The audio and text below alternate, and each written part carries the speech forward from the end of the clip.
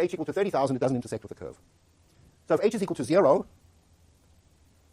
then I get these two equilibria, 0 and 10,000, so if I'm not harvesting it. As I start to harvest, these points, which cause the right-hand side to be 0, move up. So if I'm looking at my equation, f of n equals h, f of n equals h, so dn dt equals 0 implies f of n equals h. So that's where I'm going to get an equilibrium. So for different values of h, I get an equilibrium, and the equilibrium slowly moves up so that it lies between these 2 points. So by the time h is equal to 21,000, over here, the equilibria are 3,000 and 7,000. If h is equal to 25,000,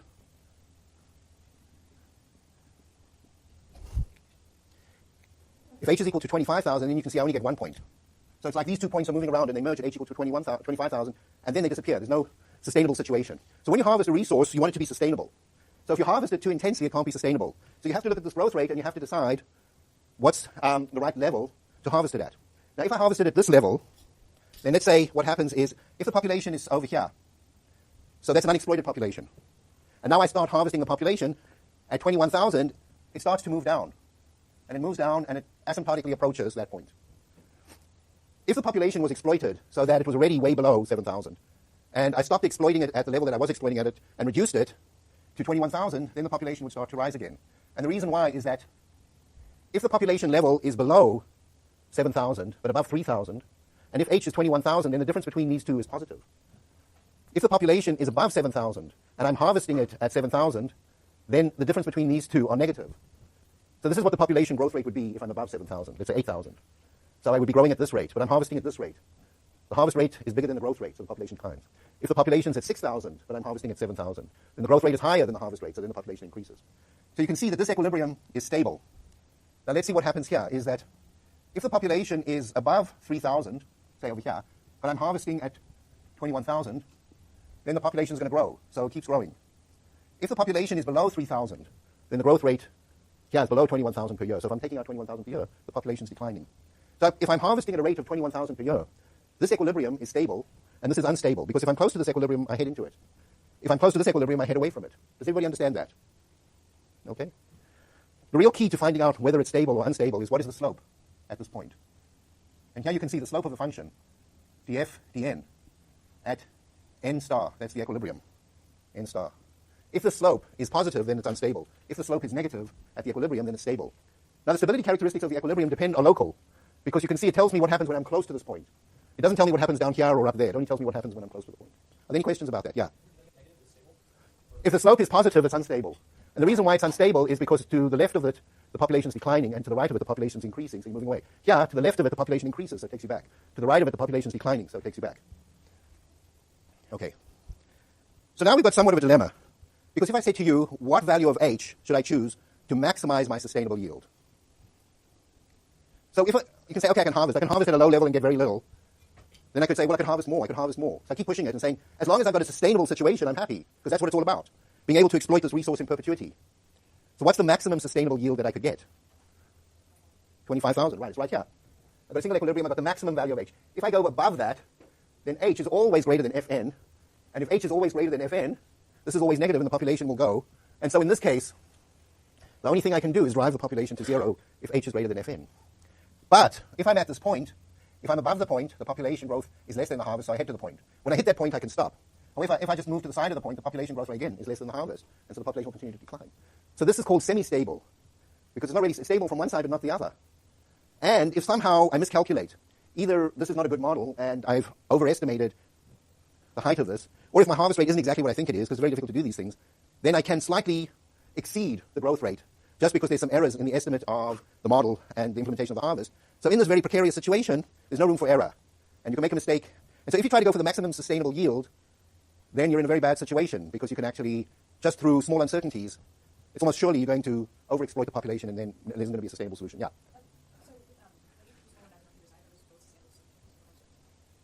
When h is equal to 21,000. When h is equal to 21,000, as long as you start above 3,000, the population will head to this point. So it looks something like this, if I can draw it now. Thanks for that question. That's a very good question, and it leads to an important observation. And that is, when I draw the solution, and I plot n as a function of t, I no longer have the logistic curve going between 0 and k, but what I have is now, I have 7,000 and 3,000, and these are the equilibrium solutions. Now, in the logistic model, the equilibrium solutions are 0 and k. But now they're something above 0 and something below k. And in this case, if I start above 3,000, I'll still go like this. If I start above 7,000, I'll still come down like that. So that looks like a logistic model. But if I start below 3,000, the population will still decline. So that's an important observation, is that if I start below 3,000, I'll drive the population to 0. But as long as I start above 3,000, it's sustainable. Now, what happens in the case where I try to harvest 25,000? If I try to harvest 25,000, I just have one solution here. At this is h equals this is 5,000. If I start above, I'll go asymptotically to here. But if I start below, I'll go to 0. So this is why this is so precarious, is because you don't have that buffer between the stable and the unstable solution. So you hit here, and if for some reason you've kind of miscalculated, then this equilibrium might disappear if you're just slightly above there, in which case you'll just drive it to 0. Okay, so everybody understand that? Now this analysis that we've done is kind of conditioned on h being a constant. But in general, h is not necessarily a constant. In some cases, h could be written as a function of n, which itself is a function of time. So we'll see how that works. H could also just be specified as a function of time directly. So for example, if I say h is a function of n, I could say h is equal to v times n. So I could say h is proportional to the density of the population and this constant v. In this case, what is a constant v?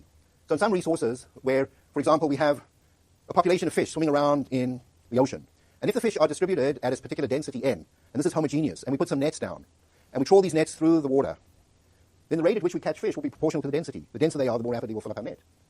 But it also depends on how big the net is and how rapidly we pull the net. So V is kind of like a harvesting rate per unit density, or so it's also called an effort level. It measures the amount of effort we're putting into getting the fish out. So the amount of fish we get is proportional to the effort we put in and the density of the fish. So that's one thing. The other is you can say h of t is equal to 20,000 for first 2 years, is equal to 10,000 in third year, equals 12,000 in fourth year, and so on. So we could specify different values by year. And this is in fact what fisheries do when they set quotas. The fishery scientists will say, okay, this year you can take out so much. Next year you can take out 20% more. The fish stock's not doing so well, so next year you can only take out half what you took out last year. So sort of adaptively changing h by year. And that would be h as a function of time. So it's not a constant forever.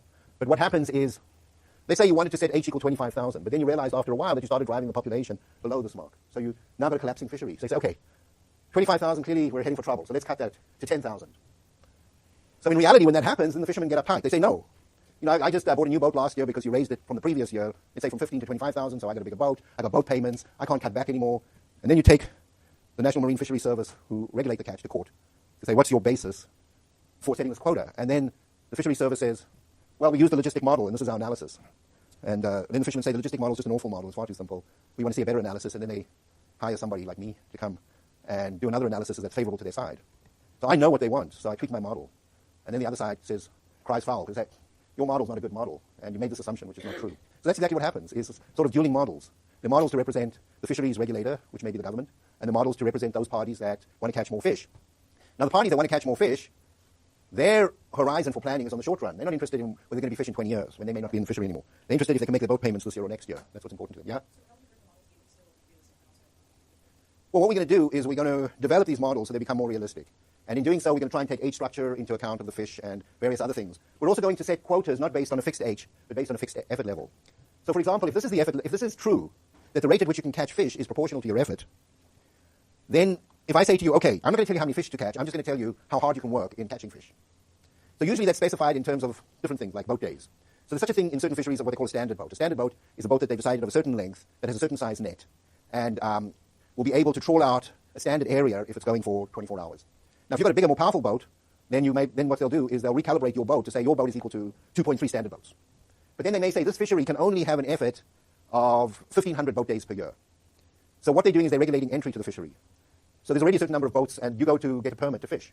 And then they say, okay, there's some excess capacity, we can have a few more boats, we'll give you a license. Or they'll say, no, there's too much capacity in here, and we're not going to be able to give you a license to fish. And those people who are already in, we're going to restrict you so that you can only fish 200 days a year. You can't fish 365 days. So they have seasons. The seasons are sometimes to protect the fish when they're breeding, but the seasons can also be to protect the stock from overexploitation. So it gets down to the ridiculous situation where, for example, wild salmon, they'll tell the salmon fishermen, this season you can fish for 2 days, that's it. And they go out and they fish as hard as they can, but basically they're limited by the size of the boat and their ability to trawl the ocean or to whatever. I mean, there are a lot of things going on in fisheries. Firstly, fish don't sort of spread themselves out homogeneously. They're in schools.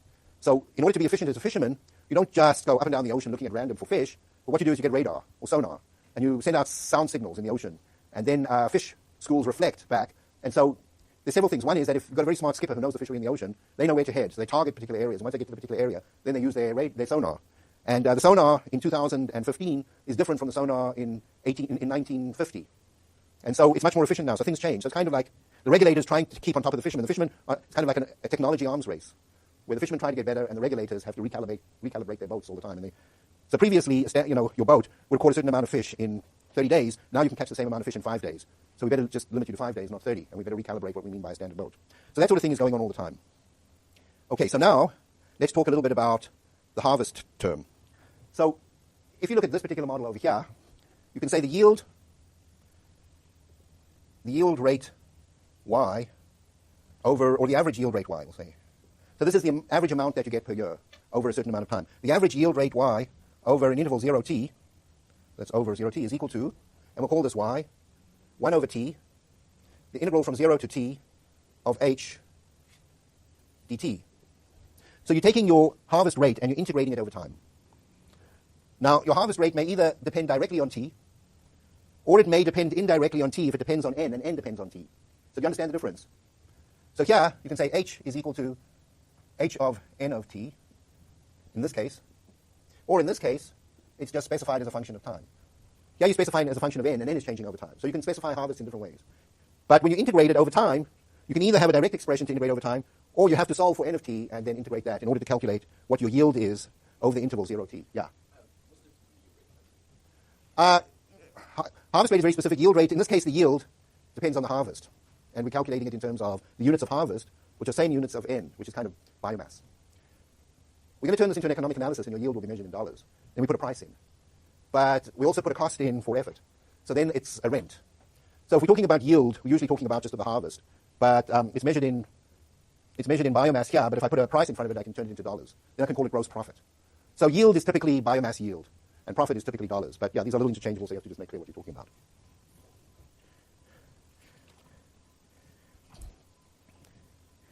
Okay. So let's now look at this situation where h is going to be expressed in terms of n.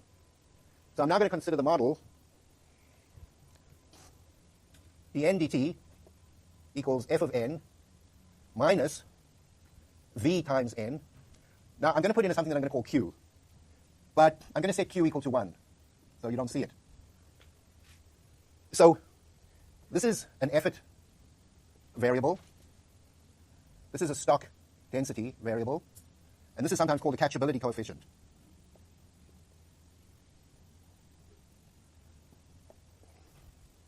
So what this says is the rate at which I catch fish, h, that's a harvest rate, is given by q times v times n. So I've explained to you what v is. V is a measure of the effort. N is a measure of the density. Now the actual fish that I catch for a particular technology is going to depend, this rate, if I'm looking at biomass units per unit time. So it could be tons per year. And this could be boat days. It may turn out that for a certain number of boat days and a certain density of fish, that for one kind of technology, I might catch twice as much as for another kind of technology. So Q accounts for technology and also units of measurement. And but the technology also relates to the fish species. So for example, if they're sardines and pilchards, if I have the same density of sardines as I do of pilchards, and the same effort level, for pilchards I might catch them twice as fast as I do sardines. And so Q would correct for that. It would actually make sure that everything is right. And so let me explain a little bit more. So sometimes the technology has to do with the size of nets. And if the nets are rather big, then a lot of fish escape through it. If the nets are small, they're likely to catch more fish. Or hooks. If the